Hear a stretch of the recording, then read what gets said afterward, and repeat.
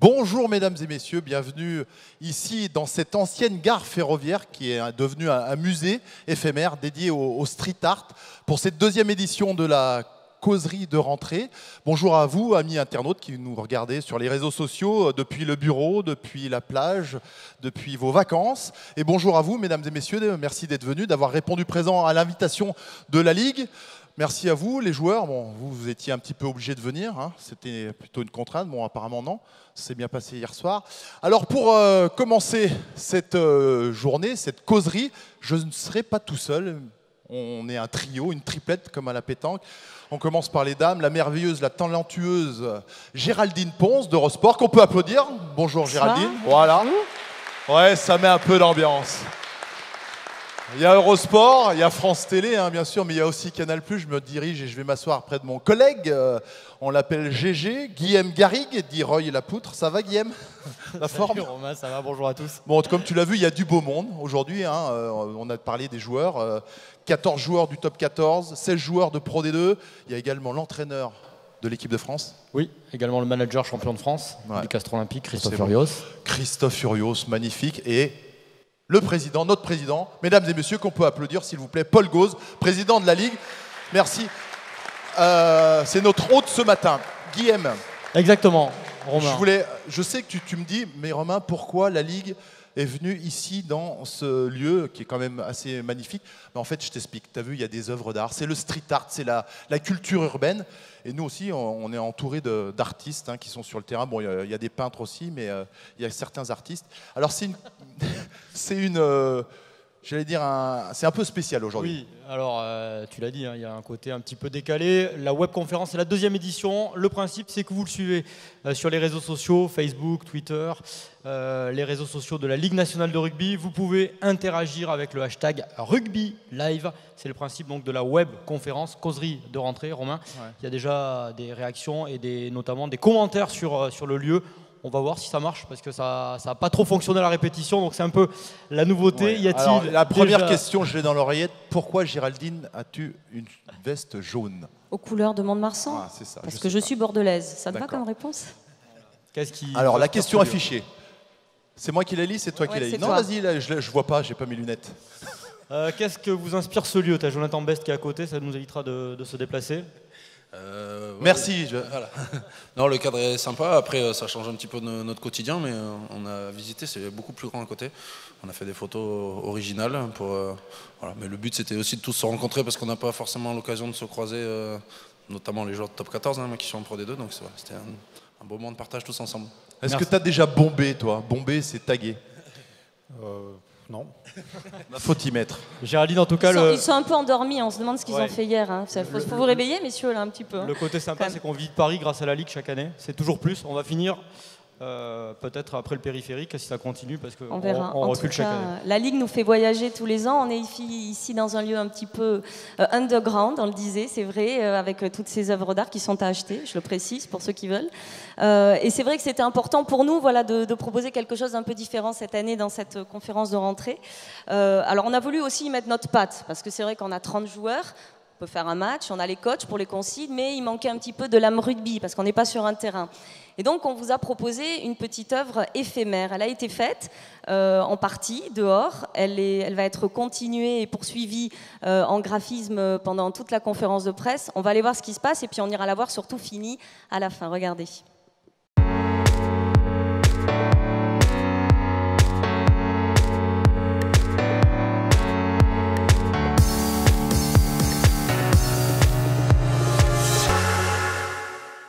C'est beau, merci Géraldine, c'est vrai que c'est sympa, c'est une belle fresque. Alors revenons à notre causerie. Au menu, mesdames et messieurs, on va bien sûr parler de la saison passée. On a des acteurs et l'entraîneur Christophe Furios, on reviendra un petit peu sur sa saison. On parlera bien sûr de l'équipe de France, la grande, on parlera également des moins de 20 ans qui ont été fraîchement champions du monde, c'est pas rien. On parlera de la santé, de l'avenir des joueurs qui pour certains ont 20 ans, tout comme la Ligue qui fête ses 20 ans aujourd'hui puisqu'elle a été créée en 98. Donc on parlera de tout ça durant 1h30 à peu près, on a dit, hein, c'est ce qu'on avait dit un peu. 1h15. 1h15. La répète a été beaucoup plus longue. Alors les joueurs sont venus et ont travaillé, ils étaient là hier, on les a vus, nous on a aussi fait une répète, mais ils ont bossé, ils ont fait ce qu'on appelle un light painting, puisqu'on est dans dans l'art. On va regarder ce que ça donne en images.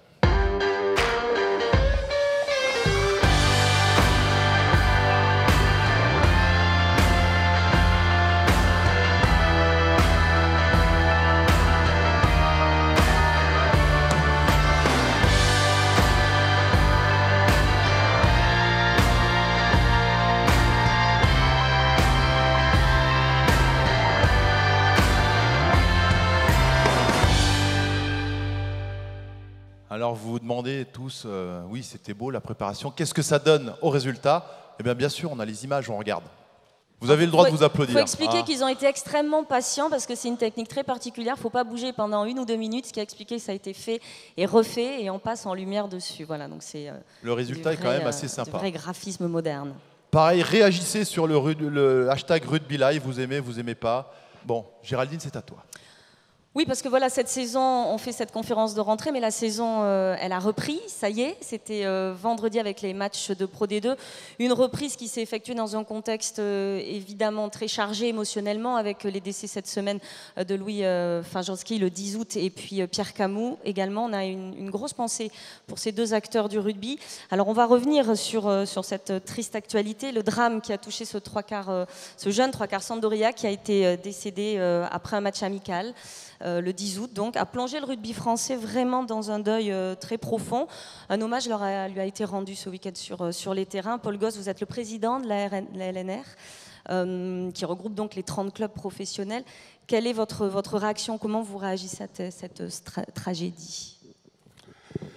Bien, ma première réaction, c'est le dôme de père de famille. C'est bien sûr une immense tristesse. Et comment n'en serait-il pas comme cela lorsque un jeune homme de 21 ans meurt? J'ai été effondré lorsque j'ai appris le vendredi 10 août le décès de Louis. Et vendredi, les obsèques ont été un moment très, très douloureux pour moi. Je voudrais aujourd'hui réitérer auprès de la mère, du père, de la famille de Louis, ma compassion, mon soutien et mon amitié dans cette épreuve. Et je ne voudrais pas oublier le club d'Aurillac et l'ensemble des joueurs et le président Miette aussi qui ont été profondément choqués par ce drame. Il y a aussi la réaction du président de la Ligue, responsable du rugby professionnel. Et là, je voudrais dire que cette réaction, elle doit être empreinte de mesure et de retenue. Lorsqu'on est devant un tel drame, je pense que il convient d'avoir cette attitude.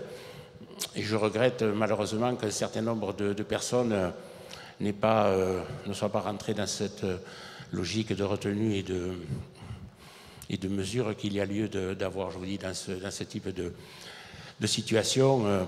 Je pense qu'à ce jour, la seule attitude, c'est soutenir la famille dans sa douleur et préserver le deuil de la famille. Oui, je voudrais aussi profiter de dire Pierre Camou, président de la fédération entre 2008 et 2016, qui a disparu cette semaine aussi, le 15 août. Alors Pierre Camou, c'était un homme, beaucoup d'ici bien sûr le connaissent, c'est un homme intelligent, cultivé, très proche du rugby amateur et avec lequel, pour ma part, j'ai eu beaucoup de plaisir à travailler et à collaborer au fil des années lorsque lui était président de la fédération et moi président de la Ligue. Voilà, donc je voudrais qu'on ait une pensée pour Pierre Camou. Le décès de Louis a soulevé beaucoup de questions aussi sur la protection des joueurs. Qu'est-ce que fait aujourd'hui la Ligue pour la santé de ces joueurs?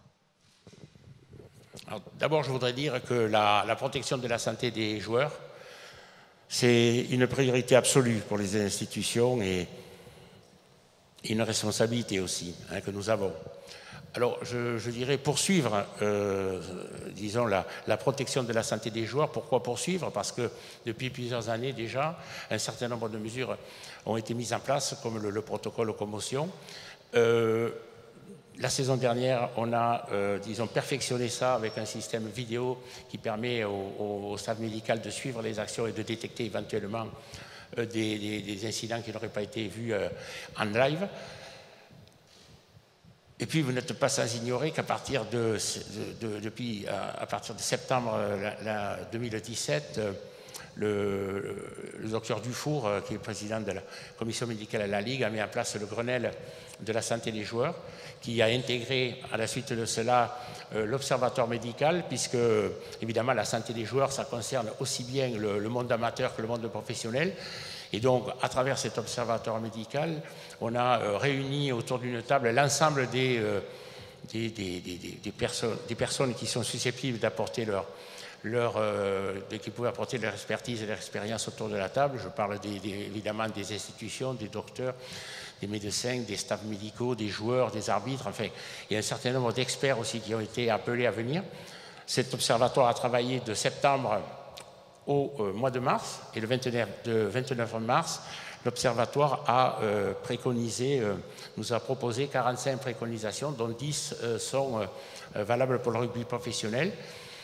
Et donc, dans les 10, 4 sont déjà mises en pratique cette saison, puisqu'elles ont été mises en pratique dès ce week-end dernier, là où nous avons fait la première journée de D2.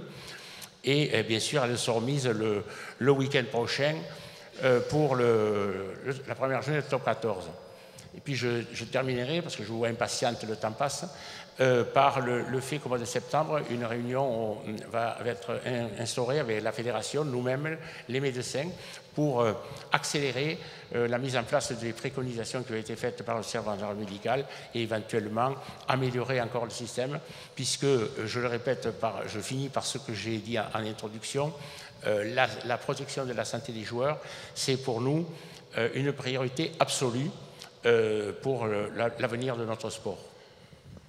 Parce que c'est aussi un travail au long cours, hein. Vous parliez de toute la dimension que ça imbrique, il y a beaucoup de choses aussi qui sont liées à ça.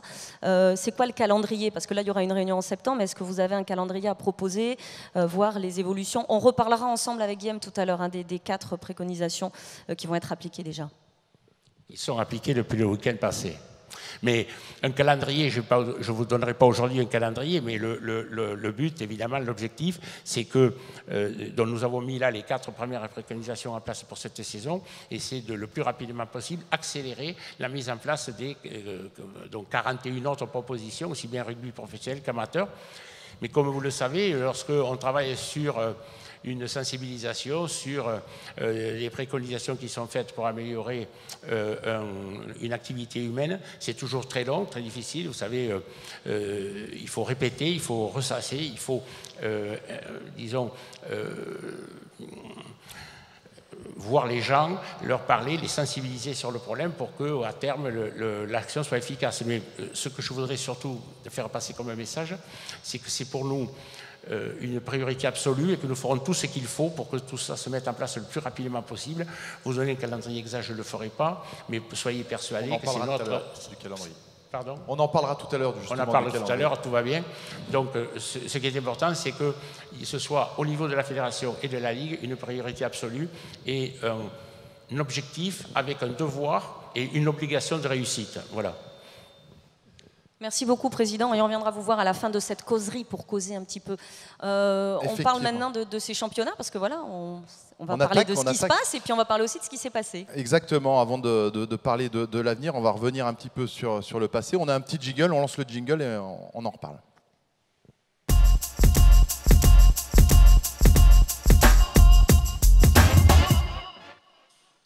Alors c'est à toi mon petit Guillaume. Oui, c'est à moi. Mais oui, c'est à toi. En compagnie de 2 champions de France, donc ils sont là ce matin, c'est Mathieu Babillot et Christophe Furios.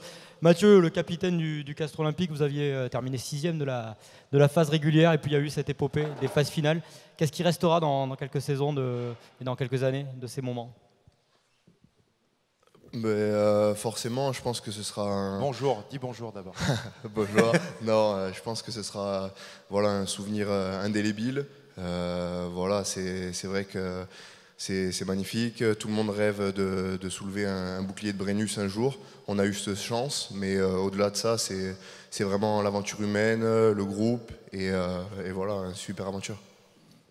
Christophe Furios, vous avez dit que c'était aussi l'aventure humaine qui avait gagné, pour reprendre les propos de votre capitaine. Ça prouve que dans ce rugby d'aujourd'hui, parfois peut-être pointé du doigt, ça existe encore ces vertus-là. Oui, je le pense, quoi. Je le pense. Notre sport est un sport difficile, dur. On le voit aussi à travers ces derniers drames. Et je crois aussi que ce qui fait la réussite de notre sport, c'est l'aventure des gens, quoi. C'est les hommes, tout simplement. Et je crois qu'au Castres Olympique, c'est pas uniquement cette saison, mais c'est quelque chose qui est très prenant dans ce club. Et je crois qu'on a juste fait la continuité. Et c'est vrai que le titre récompense un groupe de mecs et surtout des grands leaders, quoi. À Castres, il y a les leaders, il y a aussi les supporters. Et la Ligue de rugby a organisé une rencontre avec une famille de supporters qui a reçu deux personnalités, le bouclier de Brennus et Paul Gauze. Regardez.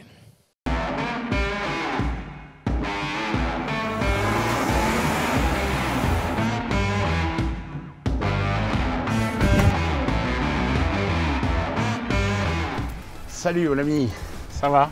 Tu vas bien? Ça va? Parfait. Je te le confie pour la journée? Ben ouais, si tes supporters veulent bien me le rendre ce soir, il revient ici.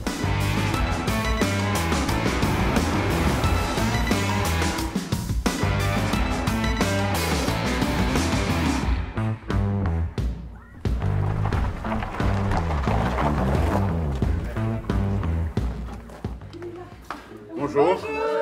Ça va la famille? Ah oui. Bien voilà, donc j'ai le plaisir de vous amener le bouquet pour la journée.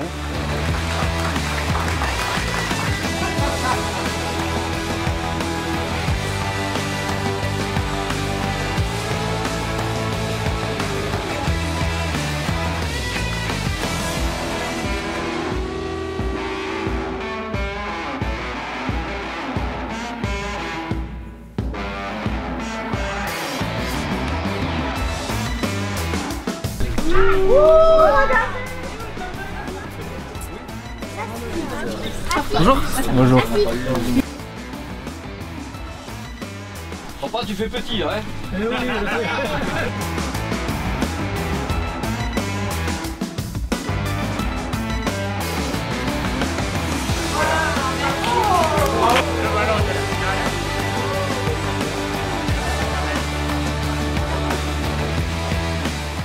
Capot Urios. Alors là, comment te dire? Tout moment, je peux tomber. Vous pouvez venir? C'est ici. Il n'y a pas beaucoup de cocottes. Si, il y a mon riz. Ouais. Trop bien. Yes. Oh là là, c'est ici.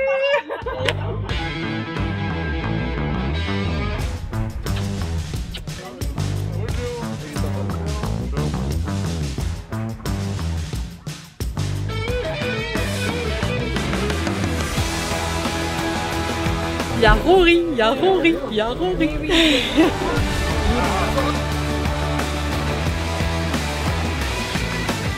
Merci beaucoup. Et merci à vous. Merci beaucoup. Merci beaucoup. Et ça c'est un abonnement en famille. C'est top.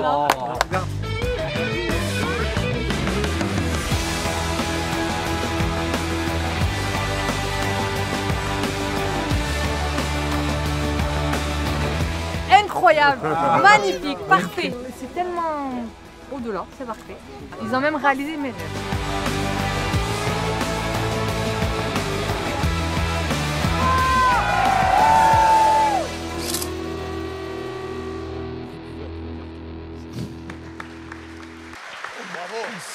Bravo au Castres Olympique, on a vu le bouclier de Brennus.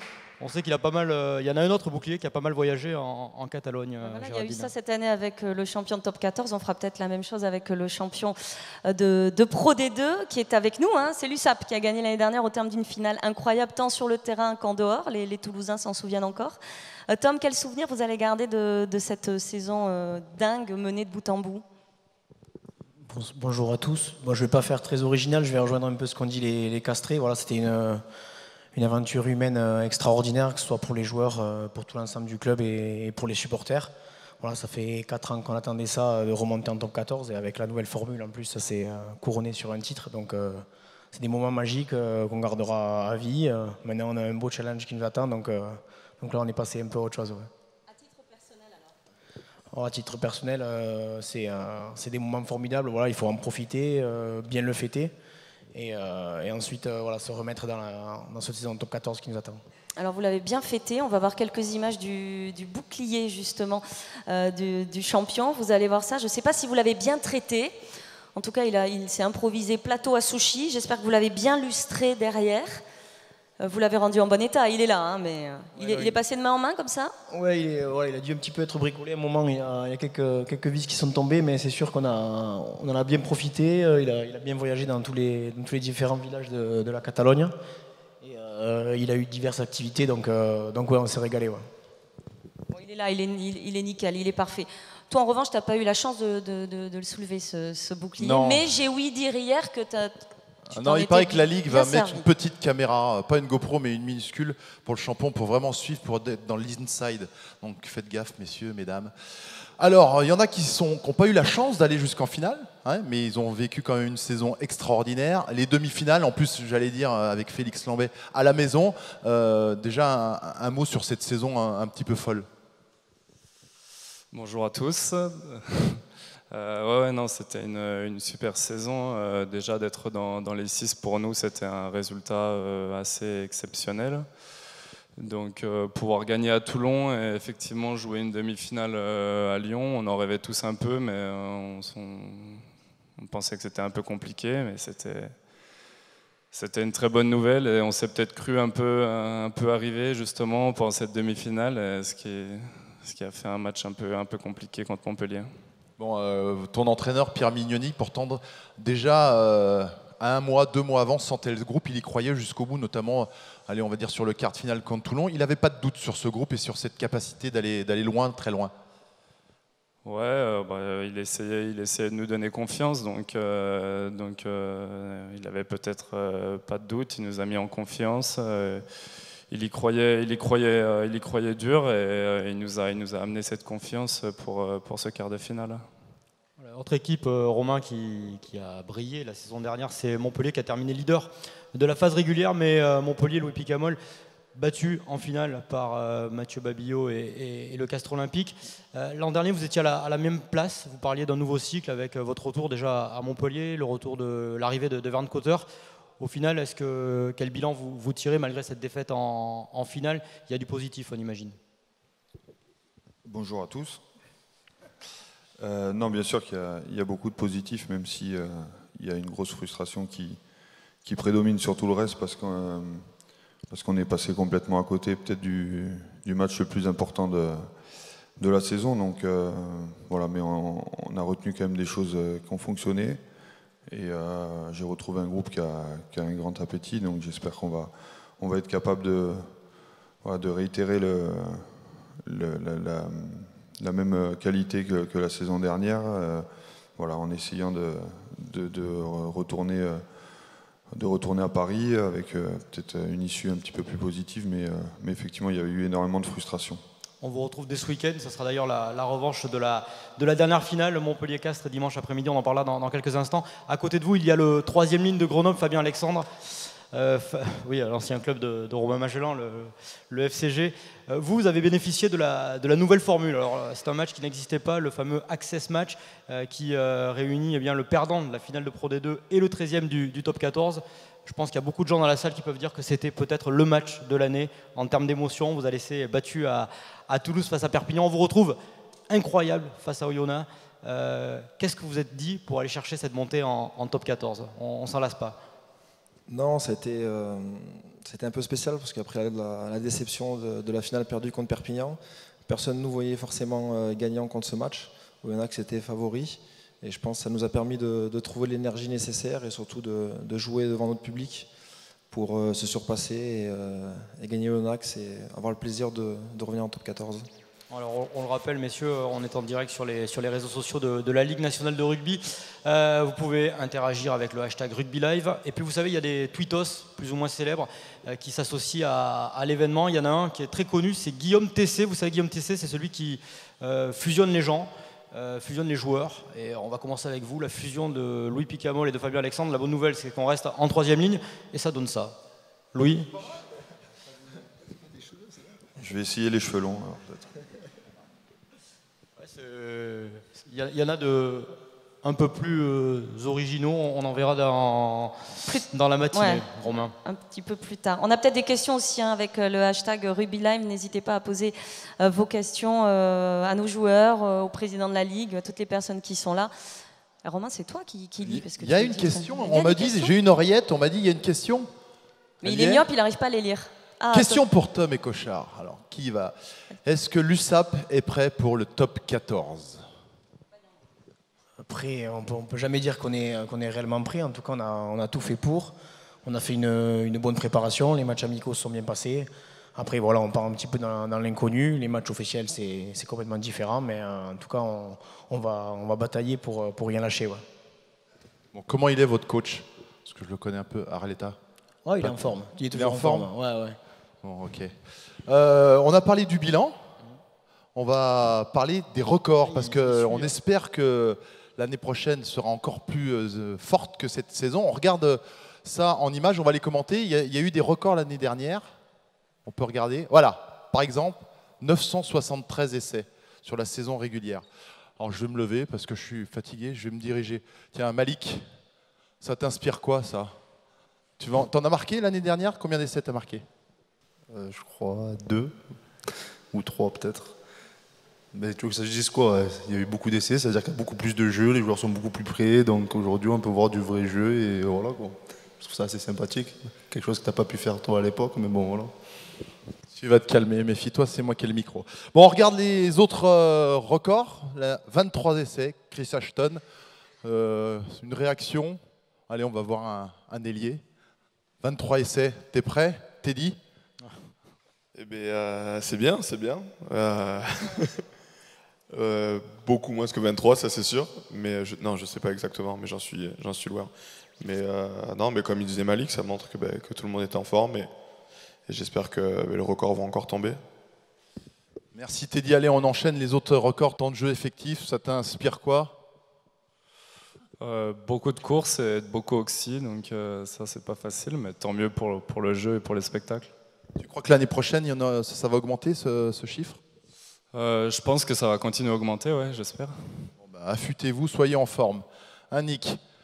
Et on regarde la saison régulière, donc 1152 essais. Ils sont où mes collègues? Vous pouvez parler aussi avec moi, vous me laissez tout seul. T'es parti tout seul. On te laisse tranquille, tu fais ça très bien. Vous commentez avec moi, je vais m'asseoir, vas-y, enchaîne. Tu fais ça mon très Guillaume. bien. Bah, Je vais prendre mes fiches pendant ce temps. 17% de plus sur 2 saisons en Pro D2. Maxime Lucu qui est à côté de nous, c'est aussi ça les nouvelles ambitions du Biarritz Olympique pour cette saison, plus d'essais à Aguilera? On espère, oui, vraiment faire mieux que l'année dernière. Ça va être compliqué au vu des résultats de cette saison, de cette première journée. Donc la Pro D2 se resserre et il y a de plus en plus de jeux, c'est plaisant et j'espère prendre encore plus de plaisir cette année. Je suis obligé de poser la question à Bastien Fuster qui est juste à côté de vous parce que je sens que ça siffle dans mon dos. Les Bayonnais ont également des ambitions offensives pour cette nouvelle saison. On l'a vu dès samedi soir avec la victoire face à Brive. Bonjour. Oui, on a des ambitions, pas qu'offensives d'ailleurs, hein, on a des ambitions tout court. Et c'est très bien comme ça. C'est bien, faut enchaîner les records, on me dit dans l'oreillette. On enchaîne les records, mais notamment les records d'affluence. Alors, je ne sais pas si c'est dans l'ordre, mais il y a eu des affluences assez dingues. Voilà, on passe vite sur tout ça.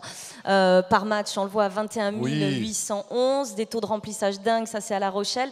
Il y en a eu aussi des taux de remplissage à Nevers et puis des records d'affluence à Vannes notamment. Clément Pagnin est juste à côté, mais c'est Guillaume qui va te passer le micro, t'es plus près. Oui. Parce que c'est vrai que le rugby à Vannes a permis de développer ce sport dans cette région. Il y a une ferveur incroyable chez vous. Ouais, bonjour à tous tout d'abord.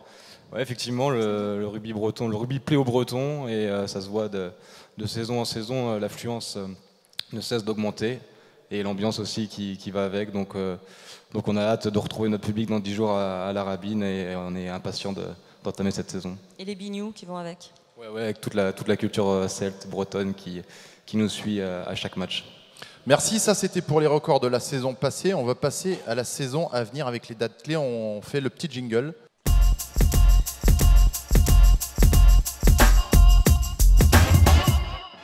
Voilà, donc là, je suis à côté de Anne-Sophie Sarrazin. Sarrazin. de blague. Bon, personne n'a relevé. Si ça te fait sourire, c'est bien. On ne fera pas de jeu de mots sur ton nom. Qui est la directrice compétition et stade de la LNR? On l'appelle la Miss Calendrier.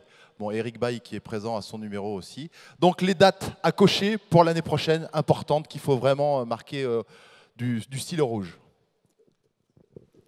Bonjour Romain, bonjour à toutes et à tous. Donc effectivement, une belle saison nous attend encore cette année, avec pour commencer la traditionnelle nuit du rugby qui aura donc lieu le lundi 24 septembre à l'Olympia. Ensuite aura lieu le week-end suivant une nouveauté cette année qui a été lancée par la LNR avec une journée qui sera dédiée aux supporters, qu'on appellera donc les Fan Days. J'en parle pas plus pour le moment car on y reviendra. On y reviendra effectivement. Donc ce sera le dernier week-end de septembre. Ensuite, fin décembre, place aux Boxing Days, donc, qui fêteront cette année leur 3e anniversaire, avec donc ces traditionnelles journées qui ont lieu pendant les fêtes de fin d'année. Donc cette année, on aura une journée de Top 14 et de Pro D2 le week-end du 23 décembre. Et on continuera les festivités avec une journée de Top 14 le week-end du 30 décembre. Bon, Boxing Day, donc notez bien ça sur vos agendas. Tu voulais rajouter quelque chose? Je voulais rajouter plein de choses Vas-y. parce qu'on bascule sur la fin de saison déjà avec la 30e journée de Pro D2 qui aura lieu le week-end du 3 mai. La 26e journée de Top 14 qui aura lieu quant à elle le week-end du 25 mai. À noter que cette année, les phases finales seront un petit peu décalées et plus tard du fait de l'absence de tournée internationale l'été prochain. Ainsi, la finale de Pro D2 aura lieu le week-end du 25 mai 2019. L'Access Match de Top 14, qui a été donc lancé l'année dernière, aura lieu le premier week-end de juin. Puis, comme vous le savez, les demi-finales de Top 14 auront lieu à Bordeaux le week-end des 8 et 9 juin. Et la grande finale du Top 14 aura lieu au Stade de France le samedi 15 juin 2019. Bon, là, on a été complet, on a toutes les dates, on vous les redonnera. Je suis également à côté de Thomas Auton, qui est le directeur de la communication de la LNR. Alors Thomas, est-ce qu'on connaît déjà le programme des festivités pour les phases finales? Bonjour Romain. On est en train de finaliser le programme, les animations, notamment avec la ville de Bordeaux et avec le Matmouth Atlantique. Mais ce que je peux vous dire, c'est que comme l'année dernière, ça sera 48 heures de fête pour les supporters. On sait que les demi-finales sont devenues vraiment un événement incontournable, non seulement du rugby français, mais même du sport français. Cette année, donc, ça sera à Bordeaux. Et notez déjà dans vos agendas que la billetterie des demi-finales ouvrira tout début octobre. Donc, à vos agendas. Voilà. Et puis, bien sûr, la finale, ouais. On prévoit aussi pas mal de choses. Et est-ce qu'on connaît l'artiste? L'année dernière, vous avez tapé fort. On avait Mika. Est-ce qu'on connaît l'artiste à Bordeaux? Allez, balance-nous une petite info là. C'est encore Michael Jackson. C'est encore un peu tôt. Il paraît qu'ils sont sur Booba, mais c'est un peu compliqué en ce moment. Non, mais ce qui est sûr, c'est que Mika a mis la barre très haut la saison dernière, que cette fois-ci, on aura un spectacle de rugby, bien sûr, mais aussi un spectacle musical à la hauteur de cette année. Je ne peux pas vous dévoiler l'artiste. En revanche, je voudrais vous montrer quand même l'affiche de la finale de cette année, que vous pouvez voir ici à l'écran. Donc on est vraiment dans l'idée de toucher le bouclier. C'est le rêve des joueurs, évidemment, toucher ce bouclier, mais c'est aussi celui des spectateurs lors du fameux tour d'honneur, où ils auront parfois l'occasion de pouvoir aussi toucher le bouclier de Brennus. Il lâchera rien. Il lâchera pas l'invité. Céline Dion. On ne saura pas qui c'est. Céline Dion. Beyoncé. Bon, il dira rien. Vous qui nous regardez sur les réseaux, faites vos propositions sur le hashtag Rugby Live. Qui sera l'artiste de la finale? Oui, alors là c'est le moment où on va parler des joueurs quand même qui sont arrivés hier à Paris. Ils ont pas mal travaillé hier après-midi avec des photos pour les supports de la Ligue nationale de rugby. Et ils se sont prêtés à une interview un petit peu décalée à l'arrière d'une voiture. Ça s'appelle Confession sur banquette. Regardez.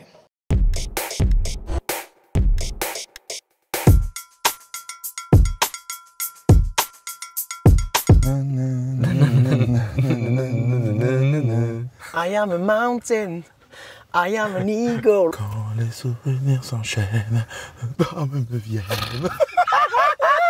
I got a feeling. Une souris verte qui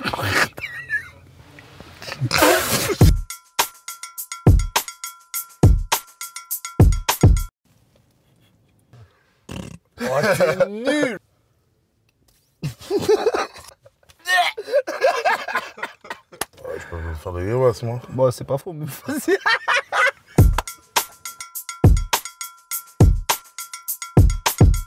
Ça me va. Ça me va. Il dit tout le temps, juste. Nous, il gueule souvent, il gueule go. Allez, les gars, il met les queues un peu partout. Arrêtez de taper dans ce ballon.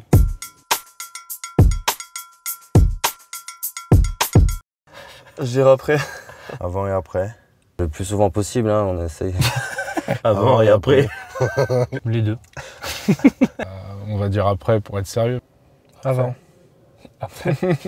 Chacun sa sauce. Voilà, faut... Chacun sa sauce.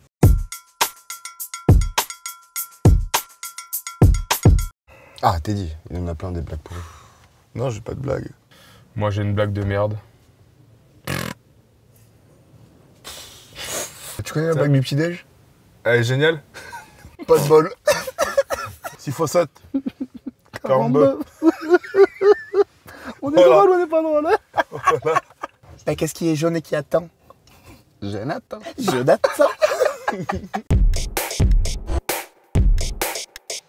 Voilà pour les petites confidences. Sans alcool, hein, sans rien. Je veux dire, c'est... Bravo. Ça, c'était avant. Hugo s'est livré à quelques confidences. Alors, on est avec deux promus aussi de Pro D2. Christophe André qui est avec nous, Hugo Dupont.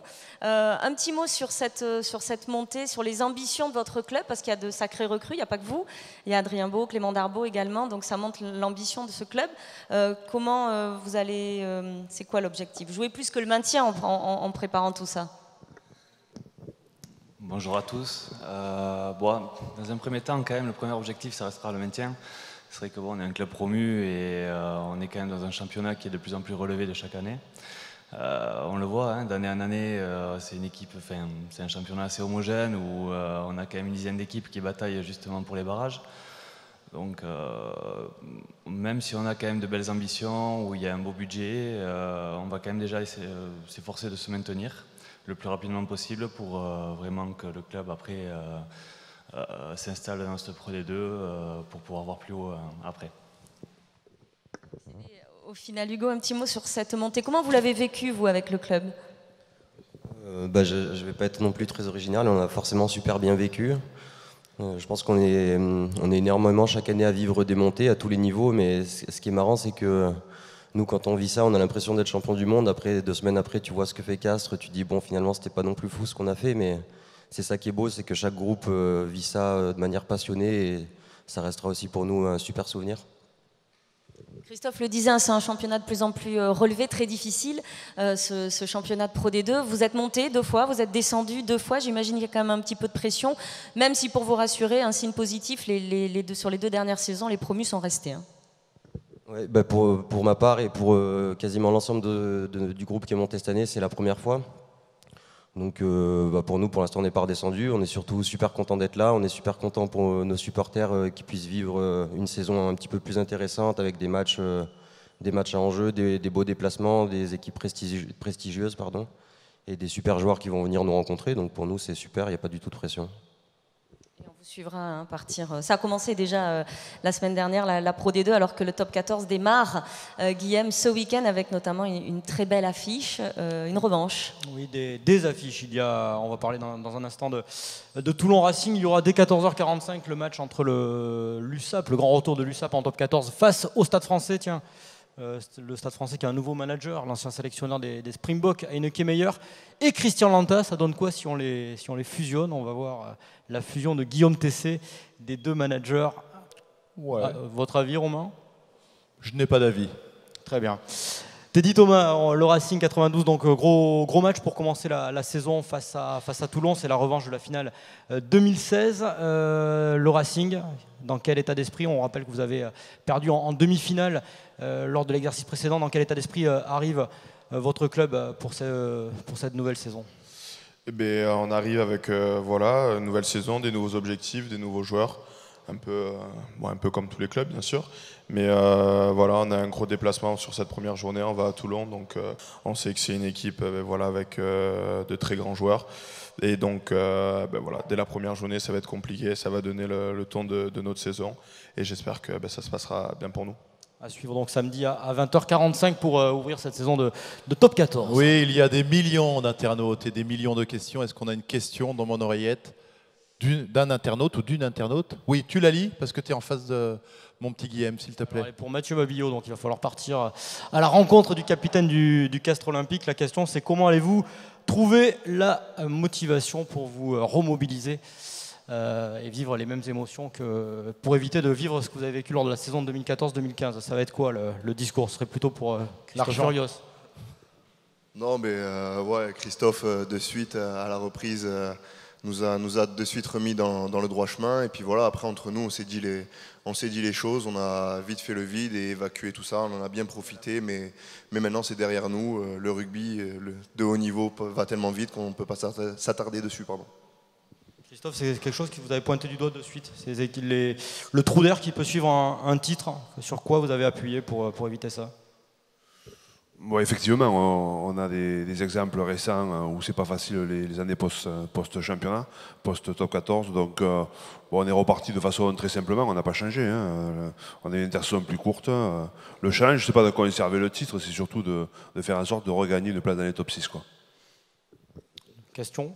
Merci, non, c'était très bien. Comme on est un petit peu à la bourre, on va enchaîner. Je suis toujours à côté de Anne-Sophie. Anne-Sophie, parlez-nous de la grande nouveauté de cette année. On l'appelle les Fan Days. Qu'est-ce que c'est que donc? Donc en fait, la volonté de la Ligue était vraiment de mettre à l'honneur les supporters, supportrices qui sont là au quotidien auprès de leur club et présents tous les week-ends dans les stades. Ainsi, donc, cette journée aura lieu fin septembre, aussi bien en top 14 qu'en Pro D2.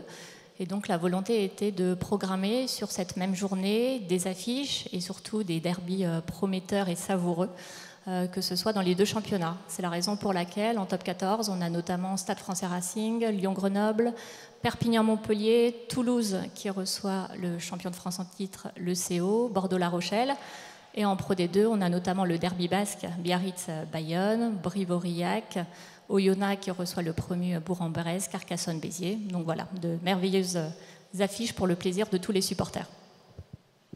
C'est fabuleux, elle connaît tous les matchs par cœur. C'est les Fan Days, on aura peut-être un jour les Fam Days aussi. On se posait la question hier. Ouais, on va réfléchir, peut-être, ou pas. Et non, ça serait une bonne idée. Inviter les femmes gratuitement au rugby. Bon, comme la Ligue fait bien les choses, Thomas, vous avez prévu des animations pour ce jour. Céline Dion. Oui, c'est important d'honorer les supporters, mais on voulait aussi les faire participer. Donc pour les Fan Days, dernier week-end de septembre, on demandera aux supporters de venir déguisés aux couleurs bien sûr de leur club au stade. Donc les plus beaux déguisements bien évidemment seront récompensés via les réseaux sociaux de la Ligue.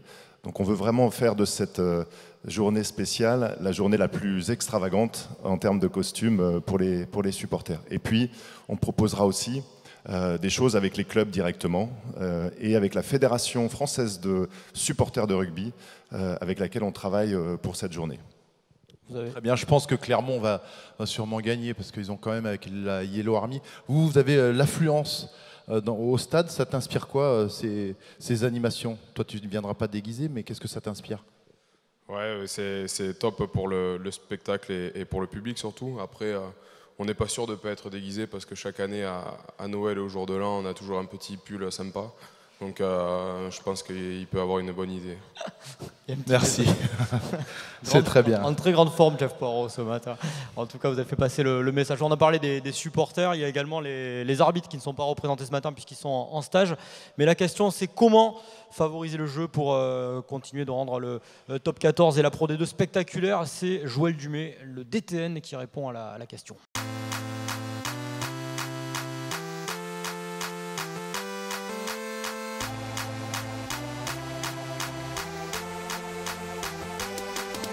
Toujours pareil, du discernement, essayer bien sûr et encourager l'équipe utilisatrice. Et il faut que l'équipe qui est en défense, elle aussi, elle ait ses chances de contester le ballon. Donc c'est essayer de trouver vraiment un juste équilibre entre l'attaque et la défense. Ce sont les directives bien sûr de World Rugby, bien sûr le jeu déloyal et notamment le type de plaquage, les plaquages hauts. dont l'objectif des arbitres, c'est bien sûr d'être extrêmement vigilant, tant dans la détection de la faute que dans la sanction elle-même.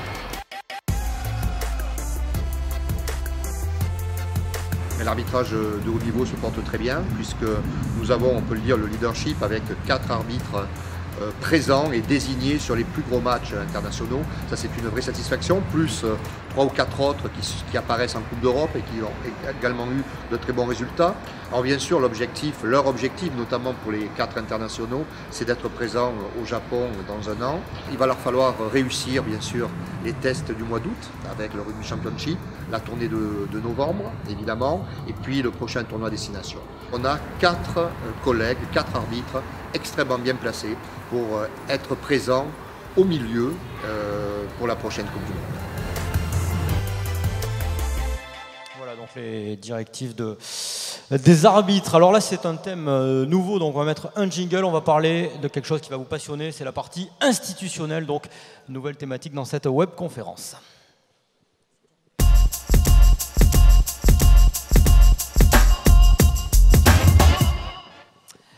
Et parmi les grandes nouveautés, les grandes informations de l'été, c'est la nouvelle convention signée entre la Ligue nationale de rugby et la Fédération française de rugby. On accueille ce matin avec nous le sélectionneur du 15 de France qui nous fait l'honneur d'être parmi les joueurs de Top 14 et de Pro D2. On va rappeler les 3 grands principes de cette convention. C'est surtout favoriser le 15 de France, rapprocher les staffs des clubs et votre staff, Jacques Brunel, avec on peut le dire, une mise à disposition optimisée. Concrètement, ça change quoi? Ça change quoi? La durée de l'intersaison reste à 10 semaines pour les joueurs qui sont protégés. Il y a une mise à disposition aussi lors des grandes échéances qui seront novembre et le tournoi. Mais il y a surtout un lien qui s'est créé avec les clubs, puisqu'on nous sommes réunis tous les managers avant la tournée. Les préparateurs physiques sont réunis également. Nous sommes allés en club avant la tournée d'été. On va y revenir dans 15 jours. Il y a un lien permanent qui est créé et qui fait qu'on met le joueur au centre du dispositif pour tâcher de le rendre le plus performant possible. On imagine que vous avez suivi l'épopée des moins de 20 champions du monde il y a quelques semaines. Un des membres de cette équipe est avec nous ce matin, c'est Clément Laporte. Ces joueurs, les U20, on en a vu ce week-end en Pro D2, on va en voir en Top 14. Est-ce que vous allez avoir un œil attentif particulier sur cette génération? Peuvent-ils tout simplement taper à la porte des Bleus pour la Coupe du Monde dans un an? Bien sûr qu'on va avoir un œil attentif. Il y en a certains qui ont commencé déjà leur carrière en Top 14, et il y en a un qui est ici présent. Il y en a eu d'autres aussi qui ont déjà foulé les plus du Top 14. On va voir si de plus en plus, on l'espère, ils auront la possibilité de le faire. On va les suivre attentivement à ce début de saison. Qu'est-ce que ça a changé quand on est un jeune joueur néo-professionnel, qu'on est champion du monde? On arrive avec un peu plus de certitude, plus d'ambition. Comment ça se passe cette après-Coupe du Monde? Et félicitations déjà. Merci, bonjour. Non, on est toujours les mêmes. Après, ouais, bien sûr, ça nous donne un petit peu de confiance. On a envie de pointer le bout de notre nez en Top 14 et d'essayer de continuer à jouer tous les matchs. Voilà, acquérir le plus d'expérience possible voilà, au début de notre carrière. Alors on l'a vu, hein, il y a pas mal de joueurs internationaux, membres notamment de la liste du 15 de France qui a travaillé dès cet été en stage à Marcoussis. Romain, il y en a à côté de vous, vous allez peut-être leur demander ce qu'ils pensent de cette nouvelle convention. T'en penses quoi, toi? Marc, il a été blessé, alors, mais c'est pas grave. De cette nouvelle convention, tu vas revenir quand déjà? Comment ça va? Ça va bien, merci. Là, ma convalescence se passe bien. Il me reste encore un mois et demi avant de revenir sur les terrains. Non, mais je pense que des dispositions avaient été prises déjà l'année dernière pour essayer de mettre les joueurs internationaux dans de meilleures conditions pour pouvoir être plus performants sur les plages internationales, parce qu'on sait qu'il y a beaucoup de matchs et qu'il faut être très performant, notamment sur les tournées de novembre et les tournois à destination. Une question à Mathieu Bastaro, capitaine lors de la dernière tournée en en Nouvelle-Zélande. Mathieu, déjà comment vous allez et que pensez-vous vous, de ces efforts faits pour bien favoriser vos périodes avec le 15 de France? Prenez le micro qui est devant vous. Quoi? Non, mais c'est vrai qu'on profite de cette période pour se préparer. Après, chacun se prépare dans son club, mais on n'a pas la chance d'avoir on va dire une période comme ça pour se préparer. On peut en bénéficier, pardon. Et c'est top. Maintenant, le championnat arrive et c'est copieux.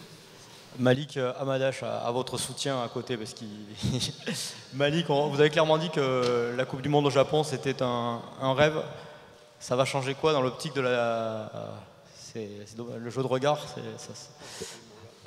Ça va changer quoi la saison qui arrive, les nouvelles dispositions? On sait que vous avez participé au stage des Bleus cet été. Pour moi, déjà, c'est pour déjà apprendre à connaître un groupe, un staff.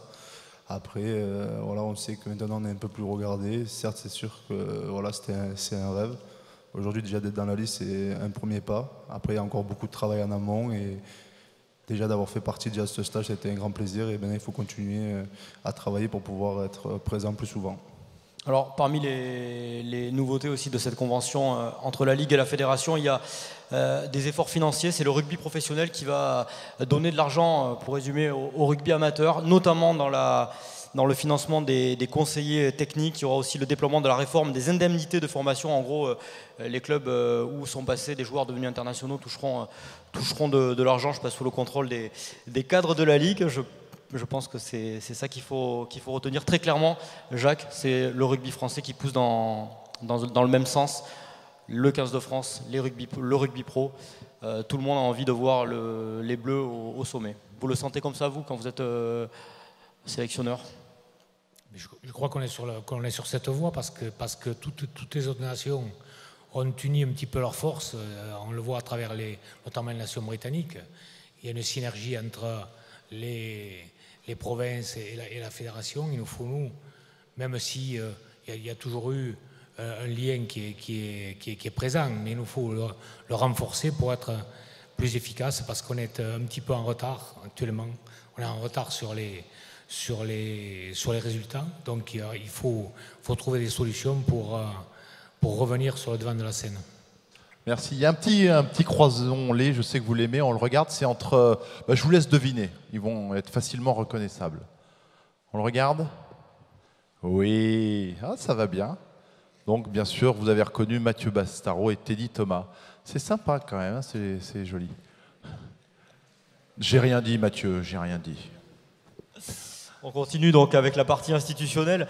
Parmi aussi les mises en place pour la nouvelle saison, c'est l'augmentation des GIF. L'an dernier, on avait présenté le nouveau dispositif lors de cette causerie de rentrée. On va avoir quelques chiffres pour voir qu'en fait les GIF ont augmenté sur les feuilles de match, plus 17% en top 14 la saison passée. Si on fait le comparatif avec la saison 2016-2017, il faut savoir qu'il y a des nouvelles mesures adoptées à partir de la saison qui va débuter. 14 joueurs obligatoires par feuille de match, on va monter à 16 pour arriver à 17 joueurs issus donc des filières de formation en 2021. Géraldine, il y a pas mal de... Des gifs, il y en a un petit peu partout. Je suis à côté d'un... je peux dire un vieux gif ou pas? Un gif qui a vécu sa carrière, mais ça, tu as fait quelques années dans ce championnat. Dis-nous un petit peu quoi tu penses. On a vu effectivement que ça allait être augmenté, qu'il y a des quotas. Est-ce que c'est bien pour toi ces quotas? Est-ce qu'il faut aller encore plus loin? Oui, pour nous, c'est forcément positif. On est très heureux de voir des jeunes joueurs toujours éclore. La qualité de la formation est très importante en France. Donc, si on permet à ces jeunes joueurs de jouer, les progrès seront là et ça fera progresser le rugby français. Donc, nous, que les GIF augmentent chaque année, c'est une bonne chose. Après, je pense qu'il faut être vigilant parce que, comme tout système, il y a toujours des effets pervers. Et moi, je trouve qu'il y a eu quand même quelques incohérences avec des joueurs qui sont français mais qui ne sont pas GIF, des joueurs étrangers qui peuvent intégrer tôt des centres de formation et avoir ce statut. Il y a eu le cas de Scott Speeding à l'intersaison, donc c'est une super mesure, mais voilà, il faut être vigilant et qu'elle puisse être encore meilleure. Je peux présenter Romain Cabane, Stade Montois. Il fallait quand même que je dise merci Romain. Alors on va reprendre on continue plutôt sur les thèmes très sérieux. Paul Gauze en a parlé en début de cette causerie. C'est la priorité absolue pour la nouvelle saison, bien sûr, la santé des joueurs avec la prise en charge et le suivi des blessures, dont les commotions cérébrales. L'observatoire médical donc réuni l'an dernier, qui réunissait des dirigeants des 2 institutions, fédération et ligue, a émis 45 préconisations et parmi elles 4 ont débuté et sont en fonction depuis le week-end dernier. Pour comprendre, même si le président en a parlé un petit peu, regardez ce clip vidéo.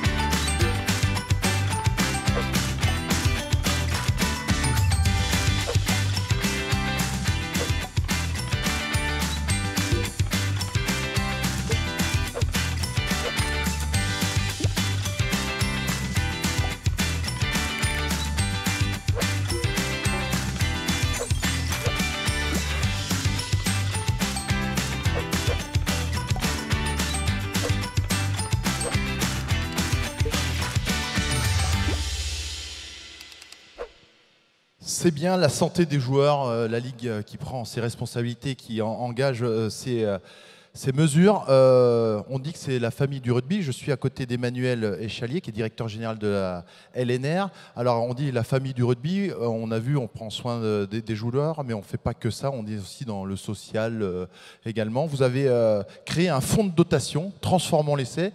Vous pouvez expliquer à quoi sert ce fonds ? Oui, bonjour Romain. Notre fonds de dotation Transformons l'essai, on l'a créé il y a peu de temps, il a été créé au printemps.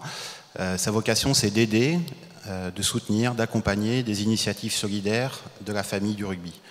La solidarité, c'est une valeur importante de notre sport. Elle se concrétise sur le terrain, mais aussi en dehors. Et il y a beaucoup de projets qui sont portés par des joueurs, des anciens joueurs, qu'ils soient pros ou amateurs, des éducateurs, des dirigeants, des supporters, des arbitres qui concrétisent cette solidarité à travers des initiatives au sein de la société. Voilà, ce ne sont pas forcément des initiatives qui ont lien avec la pratique du rugby. Le lien avec notre sport, c'est qu'elles sont portées par un membre de la famille du rugby et c'est pour ça que nous nous intéressons à elles. Alors, comment vous allez choisir ces projets pour les accompagner ? On a lancé un appel à projets il y a quelques semaines. Nous allons sélectionner 4 ou 5 à l'issue de la phase d'appel à candidature. Et ces projets les projets sélectionnés seront accompagnés au plan structurel, ils seront accompagnés aussi en communication pour mieux les faire connaître et puis ils seront également soutenus financièrement à travers une plateforme de financement participatif avec notre partenaire ULUL. Et pour chaque euro collecté auprès des internautes, auprès des projets retenus, la Ligue et son fonds de dotation abordera aussi à hauteur de 1 euro jusqu'à 15 000 euros par projet. Ah, c'est chouette. Bon, concrètement, si on veut déposer un projet, comment ça se passe ? Concrètement, c'est très simple. Il suffit d'aller sur le site transformonslessai.ulul.com jusqu'au 2 septembre. Donc, il reste 15 jours pour déposer, présenter son projet. Et à partir du 3 septembre, nous examinerons les 4 ou 5 projets qui seront accompagnés tout au long de cette saison. Parce que Nick Abdanon a un projet. On en parlera peut-être tout à l'heure. Non. Alors, on va regarder quand même ça. On a des images sur ce fonds de dotation. On regarde ça en images.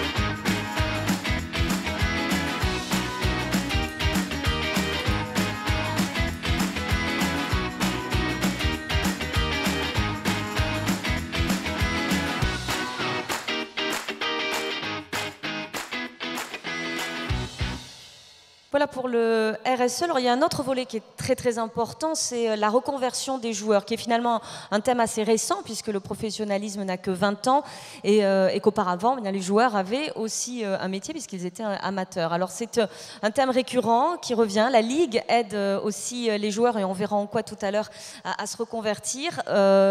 On a la chance d'être avec Yannick Nyanga qui s'est déjà reconverti dans le staff technique du Racing 92.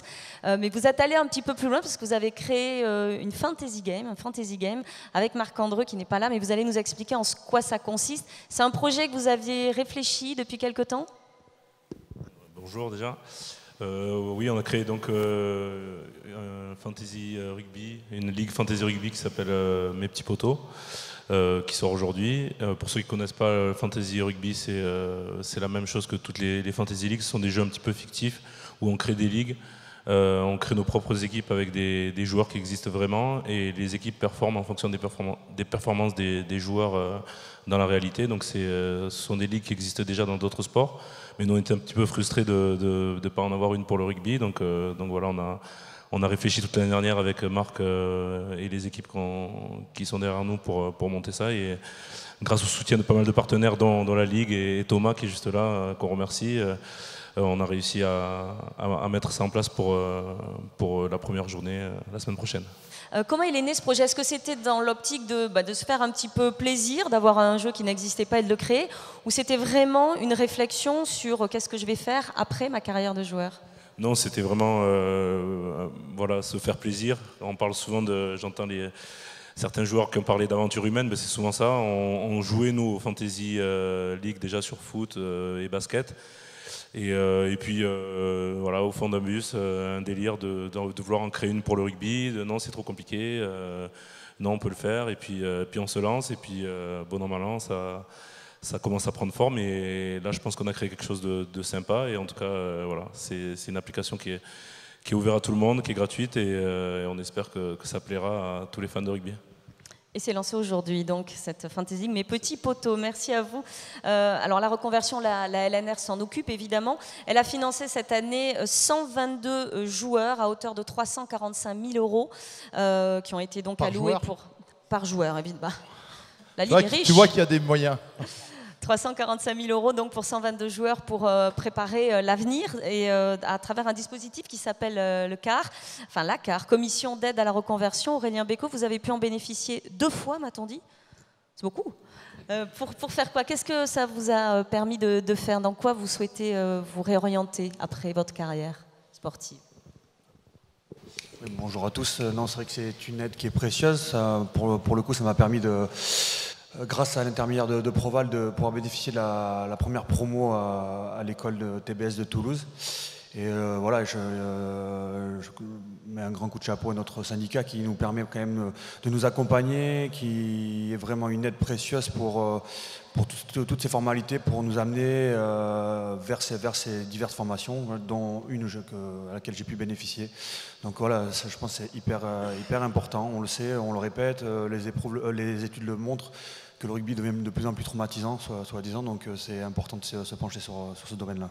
Et vous parliez de Proval, effectivement, Proval et l'UCPR participent également à ce financement parce que tous les joueurs de rugby ne seront pas consultants. Mais je garde, Romain Cabane, votre CV, c'est promis. Voilà, c'était le premier, il a parlé en premier, donc voilà. Mais c'est vrai que c'est quelque chose dont il faut penser. Regardez, une bonne reconversion, décalée certes, mais une belle reconversion, Romain.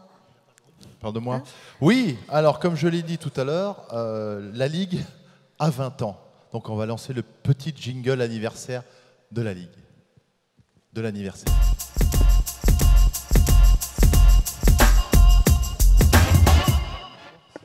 Alors justement, je vais me lever, je vais aller voir un petit peu des jeunes. Tiens, non, j'en ai un. T'as quel âge, Antoine ? Comment tu vois le rugby dans 20 ans ? Ouais, moi j'ai 21 ans là, donc le début de la Ligue, je ne l'ai pas trop connu. Mais dans 20 ans, je ne sais pas ce que ça pourra devenir, qu'il y ait encore plus d'essais, que le rugby puisse garder quand même ses valeurs qui en font de sa force, et ça sera déjà pas mal. Toi, à ton avis, le rugby dans 20 ans, tu le vois comment ? Si ça continue comme ça, c'est vrai que j'espère qu'on verra toujours des gabarits différent, dans le sens où on verra toujours des petits, des grands, des gros, des moins gros. Des noirs, des blancs. Ouais, surtout ça. Les femmes vont continuer à jouer aussi, j'espère. Et puis voilà, toujours prendre autant de plaisir. Et c'est vrai que véhiculer ces valeurs de solidarité, d'esprit de groupe qui font la force du rugby surtout. Ouais. Un grand témoin, tiens. Jacques Brunel, il y a 20 ans, vous étiez entraîneur de Colomiers. Comment vous imaginez l'évolution de ce sport et dans 20 ans, ça ressemblera à quoi? Ça a beaucoup évolué. En 20 ans, ça a beaucoup évolué. Les staffs, les jeux. Le jeu, c'est plutôt les règles. C'est les règles, la modification des règles qui font que le jeu évolue, mais le joueur devient de plus en plus athlétique. On le voit avec les temps de jeu qui augmentent, le nombre d'essais aussi. C'est assez paradoxal, puisqu'on court plus, on est mieux organisé, on s'entraîne plus, et malgré ça, il y a de plus en plus d'essais. Donc ça veut dire que l'attaque a toujours un avantage sur la défense. C'est rassurant parce qu'on dit que les défenses prennent le pas sur l'attaque. C'est pas le cas. Donc j'espère que ça va continuer comme ça. Aurélien Rougerie, vous avez passé quelques années, vous, dans ce rugby professionnel. Vous le voyez comment, ce rugby dans les années à venir? Bah écoutez, bonjour à tous. J'entends mes collègues avec un message pas forcément très positif. Moi, j'ai envie d'être positif et de parler de passion. Je crois que tant que la passion animera les hommes qui pratiquent ce sport, j'espère qu'il y aura évidemment un bel avenir pour le rugby, tout simplement. Rugby féminin, pourquoi pas, rugby à 7, le rugby à 10 même, donc on a vu ça, il y a plein de choses qui se développent et qui sont en période de test, donc pourquoi pas. Bon, je suis à côté de Christian Califano qui a 102 ans de carrière, toi tu as connu le rugby en 1832, non, sérieusement, comment tu vois le rugby dans 20 ans? Bonjour à tous, alors comment je vois le rugby dans 20 ans, avec toujours la même passion et surtout avec beaucoup de spectacles et puis des joueurs bien préparés. Je pense qu'avec tout ce qu'on a entendu aujourd'hui, je pense qu'on est sur une bonne lignée où il y a des choses qui vont se mettre en place, des choses intéressantes. Et puis je trouve que les joueurs s'impliquent énormément. Et encore une fois, on a la chance d'avoir un rugby qui s'est professionnalisé à 100%. Et quand je vois l'évolution qu'on a, vaut mieux. Voilà, ça donne que des bonnes choses. Mais par contre, je voulais te poser une question. Tu as du réseau? Non, je voulais poser une question aussi à Aurélien Rougerie. Comment ça se passe pour avoir aussi Yannick Nyanga, pour avoir ces postes d'emploi fictifs au sein des clubs? Est-ce qu'il y a une formation particulière? Ouais, tu sais que je t'aime. Il y a une formation, mais il faut éviter de passer par la cafétéria parce qu'après ça passe pas. C'est ça aussi l'ambiance rugby, merci messieurs. J'adore, hein, on a parlé beaucoup de passion et tant mieux. Donc le rugby dans 20 ans, j'espère qu'il y aura toujours de la passion. De la passion, il y en a également, il y a un petit lancement. Non, est-ce qu'il y a peut-être un tweet? Est-ce qu'il y a un tweet? C'est un tweet d'abord, je sais pas. Est-ce qu'il y a une question internet, on le rappelle, hashtag rugby live. Est-ce que ça suit ou pas sur les réseaux sociaux? À tous les joueurs présents, vous tentez de faire le défi d'El Ali. Qu'est-ce que c'est? Malik. Les jeunes parlent aux jeunes, en fait, Romain, là, tu vois. Les moins de 40 ans ne peuvent pas comprendre. Enfin, les plus de 40 ans. Désolé, je connais pas. Non, mais dis-nous, moi je sais pas ce que c'est. Non, mais c'est Louis, c'est bien le faire. Et je balance pas. Qui? Louis Picamol. Tu peux nous en parler? Qu'est-ce que c'est? Louis va t'en parler, c'est bien le faire. Non, mais expliquez-nous au moins ce que c'est. J'en ai vu un sur les. J'ai un doute, c'est avec les doigts, je crois. Mais c'est quoi? Ça a l'air dur à faire. Non, c'est en haut. Ouais, j'y arrive pas. Il y a une autre question tweet. On me demande quelle est la marque du gel d'Aurélien Rougerie, parce qu'il y a la mèche rebelle de Paul Gosse, mais alors à côté ça bouge pas du tout, hein. Rien. Ah, il faudrait que vous lui donniez. Il fait froid ici un petit Comme peu. quoi il y a des questions intéressantes ou pas. Alors, je dois lancer, cette fois-ci, on me dit dans l'oreillette, hein, le confidence sur la banquette, on regarde ça en image.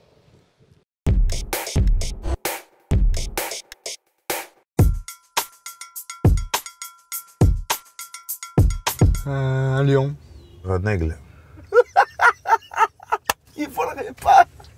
Son frère. Un chien.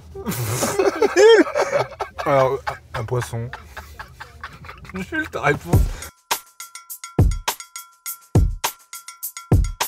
Cogno. Être mouton, tu es. Bah. Tu connais pas celle-là, Tony Montana? Vous êtes au île de Ré? Si. J'ai omis les autres cailles. C'est une catastrophe.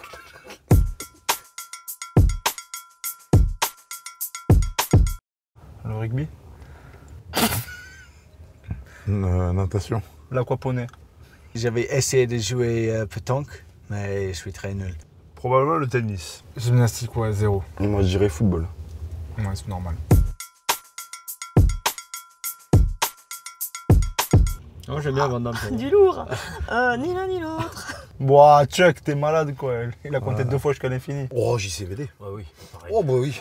Jean-Claude, bien sûr.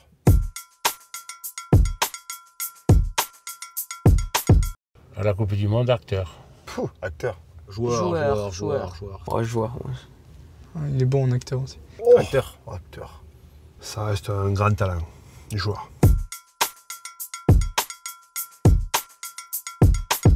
Mayence, t'as vu les placards qu'elle met? Marjorie Mayence. Oui, ça Elle pique te aussi. met de ses planches. Ah oui, elle pique aussi. C'est qui joue 8? Qui joue à Montpellier Avec des dreads? Ah ouais. Alors elle, j'aimerais pas la prendre dans la gueule. C'est trop fort pour nous, ça. Ouais. Trop vieux pour ça. Et cette petite causerie touche à sa fin. Alors on va finir comme on a démarré avec vous, Paul Gosse. Causons un petit peu. Voilà, la saison elle est lancée depuis vendredi. Quelles sont vos attentes pour 2018-2019? Mais comme on l'a dit, beaucoup de jeux, beaucoup de passion, beaucoup de suspense. Un record d'affluence battu Des peut-être? records d'affluence, des records sur les stades, devant la télé, et une éclosion de très nombreux jeunes joueurs qui viendront permettre à Jacques de faire une magnifique équipe de France. Justement, on a entendu Jacques Brunel sur la nouvelle convention signée entre la Fédé et la Ligue. La formation, c'est vraiment la priorité? Je pense que oui, c'est impérativement la priorité, et je pense que la Ligue, à travers la Convention, par le financement, alors vous avez il y a plusieurs niveaux, le long terme avec le financement des personnes qui vont des CTD, le dispositif GIF qui va permettre de jeunes joueurs d'attaquer et de participer à de plus nombreux matchs de top 14. Donc tout ça est fait pour que la formation soit à la base du développement et du retour de l'équipe de France au meilleur niveau mondial. Avec, on l'a vu, Clément Laporte nous l'a dit, les moins de 20 champions du monde, qu'est-ce que ça traduit pour vous? Ben on va dire, on est optimiste, hein, c'est les premiers effets de tout ce qu'on vient de dire, en particulier le fait des GIF qui jouent de manière plus conséquente dans les équipes de top 14. On a vu que l'équipe de France de moins de 20 était l'équipe qui avait le plus de joueurs qui jouaient déjà au niveau professionnel. Et donc je pense que ce phénomène, en s'amplifiant par le durcissement du dispositif GIF, va permettre de le faire prospérer et donc, comme je le disais, de nous amener de très nombreux jeunes talents pour l'équipe de France dans les années prochaines, dès la Coupe du Monde de 2019 et bien sûr celle de 2023 en France. On a une petite surprise, je crois, un petit croisement. Parce que c'est vrai qu'on a beaucoup parlé de la Convention et de ce rapprochement avec la Fédération qui a inspiré notre ami qui fait de l'assemblage. C'est ça, je cherchais son nom, regardez. C'est pas si mal. Vous plaisez-vous comme ça? Non, je me plains pas. Je me plains pas. Bon. Je me plains pas au naturel, je me plains pas là non plus. Il y a peut-être une chose qui va vous plaire, c'est le retour de l'USAP en top 14 quand même. J'imagine qu'à titre personnel, vous êtes satisfait, content. Bien évidemment, mais je suis très content du retour, bien sûr, de l'USAP en top 14, mais comme on peut l'être de tous les clubs historiques qui reviennent au haut niveau, dont les clubs historiques qui remontent en Pro D2 ou les clubs de Pro D2 qui remontent en top 14. Donc tout ça est très bon pour le rugby, ce brassage de clubs, et donc la remontée de l'USAP en top 14. Oui. On ne vous a pas entendu sur cet anniversaire qu'on va fêter ensemble, les 20 ans du rugby professionnel. Ça vous inspire quoi? Ça signifie quoi pour vous cet anniversaire? Ça signifie déjà que 20 ans ont passé. Lorsqu'on a, disons, voté la Ligue donc, en juillet 1998, donc 20 ans déjà, on peut dire que 20 ans, c'est la maturité, c'est le début de la maturité. Donc beaucoup de choses ont été faites depuis 20 ans. On est le seul rugby professionnel avec 30 clubs professionnels, justement 2 divisions. Donc je pense que ce qui a été fait pendant les 20 ans par l'ensemble des gens qui sont occupés de la Ligue, mes prédécesseurs, Serge Blanco, Pierre-Yves Revol, ont permis donc au rugby français professionnel d'atteindre le niveau où il est aujourd'hui. Et je pense qu'il va continuer à à prospérer. Vous demandiez ce que sera le rugby dans 20 ans, et je pense qu'il continuera sa progression. Et le pire n'étant jamais sûr, j'espère que c'est un développement harmonieux et qui viendra, dont on pourra parler dans 20 ans. Donc voilà, je suis assez optimiste sur le rugby, sur son développement, et bien sûr, il y a toujours dans le développement la crise de croissance. Nous l'avons peut-être passé, nous sommes maintenant repartis sur de bonnes bases. Jacques le disait, une collaboration entre le staff de l'équipe de France et les clubs pour que, je vous dis, l'équipe de France retrouve le niveau international qui était le sien avant. Donc je suis optimiste sur les 20 ans, mais je voudrais souligner le travail très très très important qui a été fait par le rugby professionnel, par la Ligue pendant ces 20 ans. Merci, Président. On a une dernière requête. Alors, ce n'est pas franchement nous qui l'avons, c'est plutôt vos collègues de la Ligue. Je vous parlais tout à l'heure de cette œuvre éphémère qui était en cours. Elle est terminée. On va aller voir comment ça se passe dehors. Il faudrait faire un petit selfie pour changer votre photo de profil Twitter. Mais vous ne voulez pas? Non. Non, on va quand même prendre la photo. Je veux dire pourquoi, parce que... C'est un vrai compte, on précise. C'est un vrai compte, et mon profil, c'est une photo de moi quand j'avais 25 ans, et je veux dire, je ne veux pas la changer, parce que quand je la vois, je me rassure, je me dis que je n'ai pas toujours été comme aujourd'hui, ça me rassure, vous voyez. On va faire une belle photo quand même. Voilà, je vous propose qu'on aille faire ça avec ceux qui veulent faire cette photo devant ce panneau. On sort alors, on sort. Parce qu'il est éphémère, Allez, propose à certains. on va aller devant. Alors on va juste proposer à ceux qui peuvent se lever. Ouais. Merci aux joueurs, merci de... Non mais vous pouvez, mais il y en a certains, j'ai la sensation qu'il ne faut pas bouger on va de la aller dehors, chaise. on va aller dehors. Passez une bonne saison, régalez-nous sur Eurosport, Canal+, évidemment, et puis France Télé. Régalez-nous, on a un beau sport et une bonne journée. On va devant la fresque et on fait la photo. Ouais, les joueurs de Pro merci D2 Géraldine, actifs, toujours, merci c'est bien. Guillaume. Merci à tous. Romain, Merci à Guillaume. tous. Allez.